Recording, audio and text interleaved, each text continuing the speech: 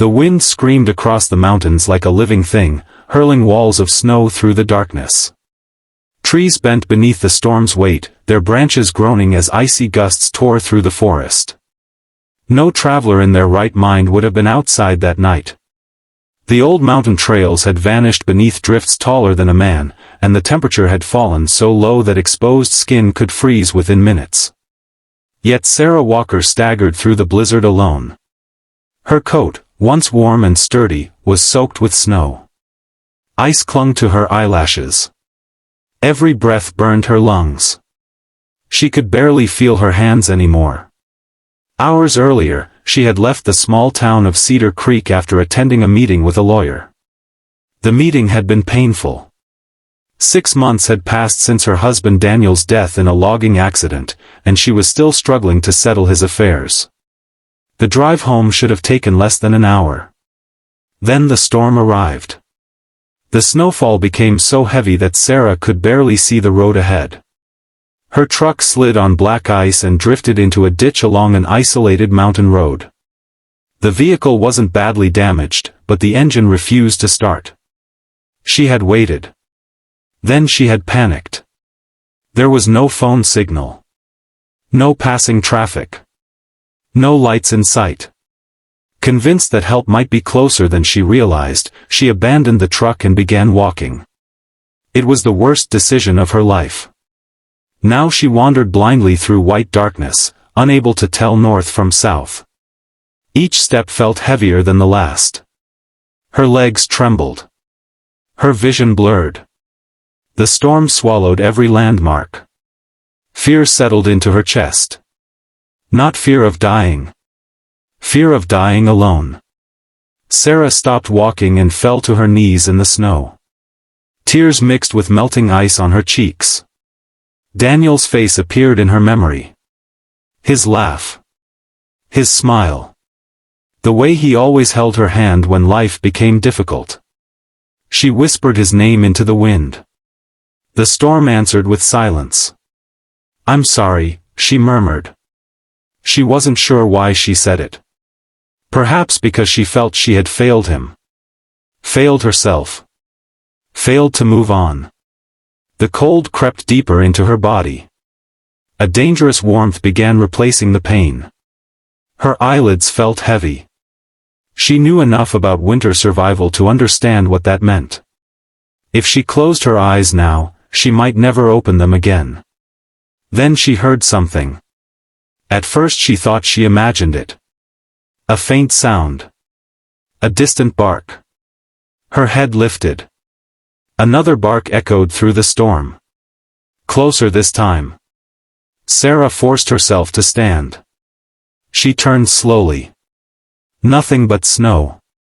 Then a dark shape emerged between the trees. A massive dog.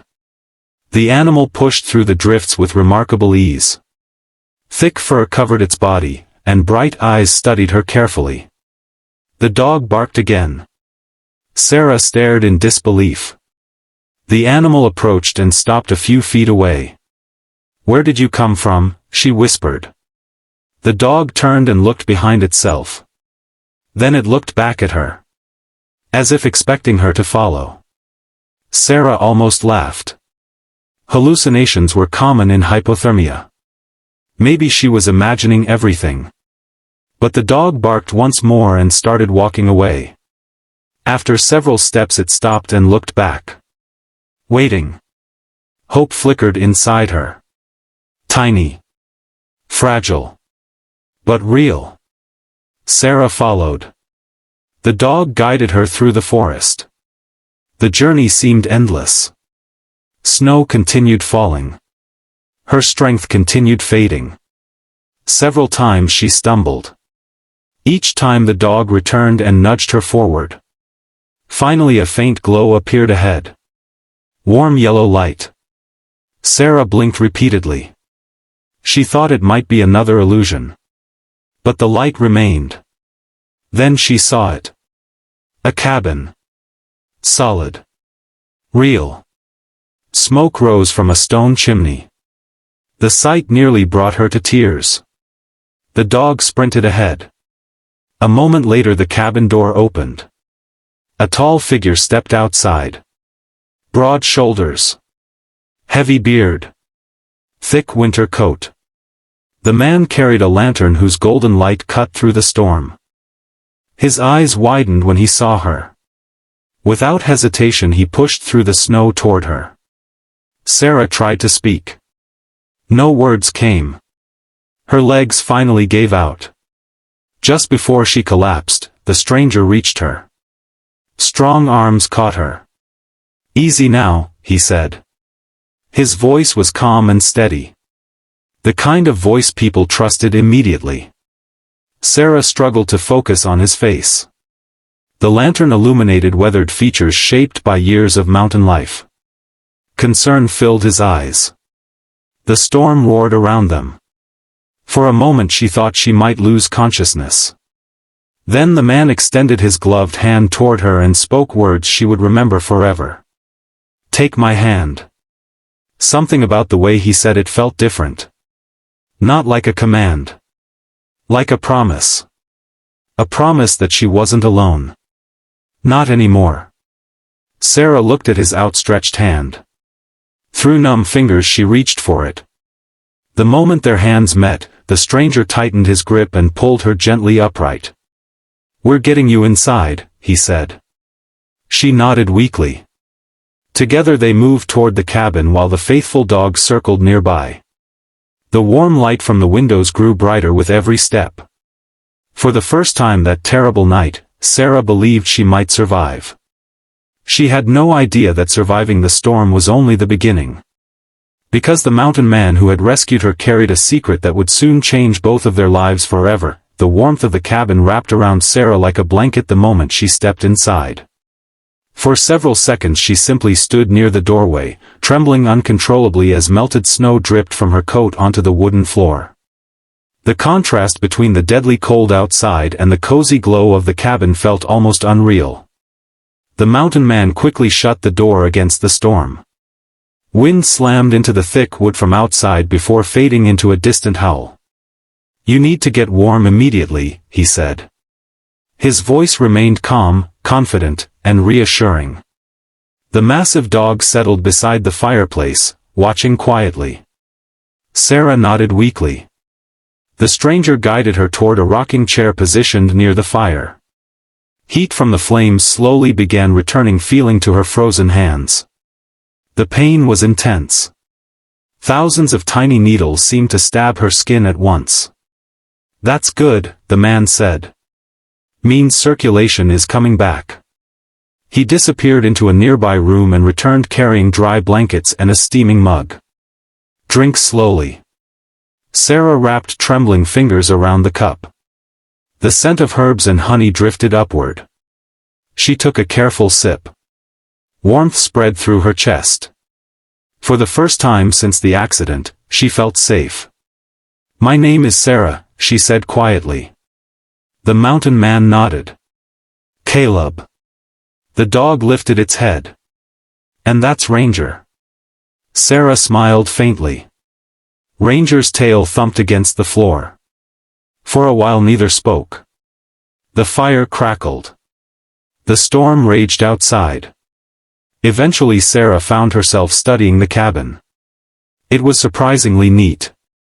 Books lined handmade shelves. Tools hung in perfect order. Photographs sat on tables and mantels. One photograph in particular caught her attention. A framed picture stood on a shelf above the fireplace. Two young men stood side by side. One was clearly Caleb, only younger. The other made Sarah's heart stop. The mug nearly slipped from her hands. No. It couldn't be. She stood slowly and walked closer. Every breath felt heavier than the last. The face in the photograph was unmistakable. Daniel. Her late husband. Younger.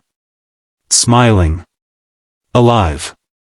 Sarah stared in disbelief. "Where did you get this picture?" The question escaped her lips almost as a whisper. Behind her, silence filled the room. When she turned around, Caleb stood motionless. His expression had changed completely. His eyes were fixed on the photograph. Then on her. Then back again. For a long moment neither spoke.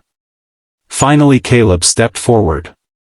His weathered hand gently lifted the frame. "Because that's my brother." The room seemed to spin. Sarah gripped the edge of a chair. "What?" Caleb looked down at the picture.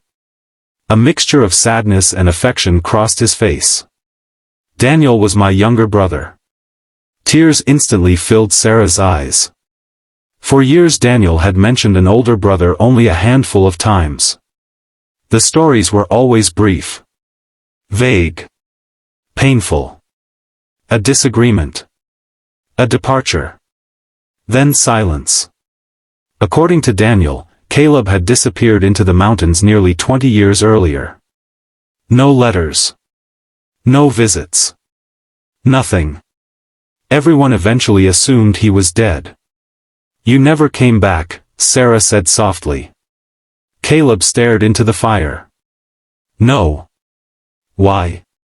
The mountain man remained silent for several moments. When he finally spoke, his voice was heavy.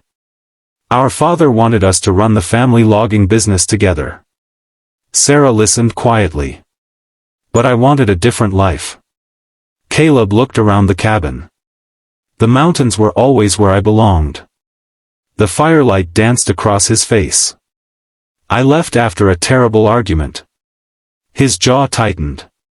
Pride is a dangerous thing. Sarah understood immediately. There was pain behind every word. "Daniel tried contacting me." Caleb continued. "Many times." Sarah's eyes widened. "What?" "I received letters." His voice barely rose above a whisper. "Dozens of them." A knot formed in Sarah's chest. "You never answered?" Caleb shook his head. "No." Regret filled his eyes. The kind of regret that lasts a lifetime. "I kept telling myself there would be time." Sarah felt tears rolling down her cheeks. Because she knew exactly what came next. There hadn't been time. There never was. "When I finally decided to go home," Caleb said. His voice cracked. "I learned about the accident." Silence settled over the room. The only sound came from the fire. Caleb lowered his head. For the first time Sarah saw the loneliness hidden beneath the rugged mountain exterior. He wasn't simply a man living alone in the wilderness. He was a man carrying decades of guilt. A man who had lost the chance to say goodbye. Sarah sat down across from him. Neither knew what to say. Eventually Caleb rose and disappeared into another room. When he returned, he carried a small wooden box. The box looked old. Carefully preserved. Caleb placed it on the table. "What is it?" Sarah asked. He opened the lid. Inside were letters. Dozens of them. Neatly stacked. Sarah immediately recognized the handwriting. Daniel's. Her breath caught. Caleb looked away. "I kept every single one." Tears blurred Sarah's vision. Daniel had spent years writing to a brother who never responded. Yet somehow Caleb had saved every letter. Every memory. Every connection. Sarah carefully lifted one envelope. The paper had yellowed with age. She unfolded it. Daniel's familiar words filled the page. He spoke about family. Work. Dreams. Hope. Most of all, he spoke about wanting his brother back.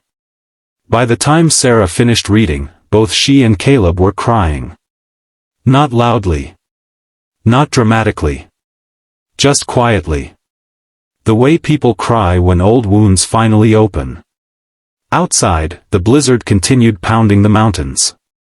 But inside the cabin something remarkable was happening. Two people connected by loss were finding family again. Hours passed. They shared stories about Daniel. Sarah told Caleb about her husband's kindness, his sense of humor, his habit of helping strangers. Caleb shared childhood memories Sarah had never heard before. Stories of fishing trips, snowball fights, summer adventures. For the first time since Daniel's death, Sarah felt as though a missing piece of him had returned. Near midnight the storm finally began weakening. The howling wind softened. Snowfall slowed. The mountain grew quiet. Caleb stood near the window. The storm will be gone by morning. Sarah joined him. Moonlight broke through the clouds, illuminating the white landscape. Beautiful. Peaceful. Alive. She smiled for the first time in months. Caleb noticed. So did Daniel, he said. What? He smiled exactly like that. Fresh tears appeared in Sarah's eyes. But this time they weren't tears of grief. They were tears of gratitude.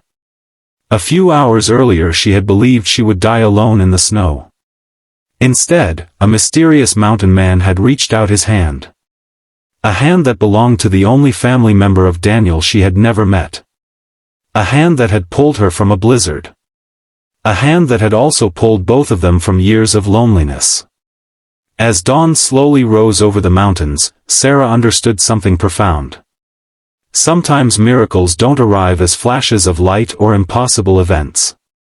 Sometimes they arrive during the worst storm of your life. Sometimes they appear in the form of a stranger who simply says, "Take my hand." And sometimes that single act of kindness changes everything forever.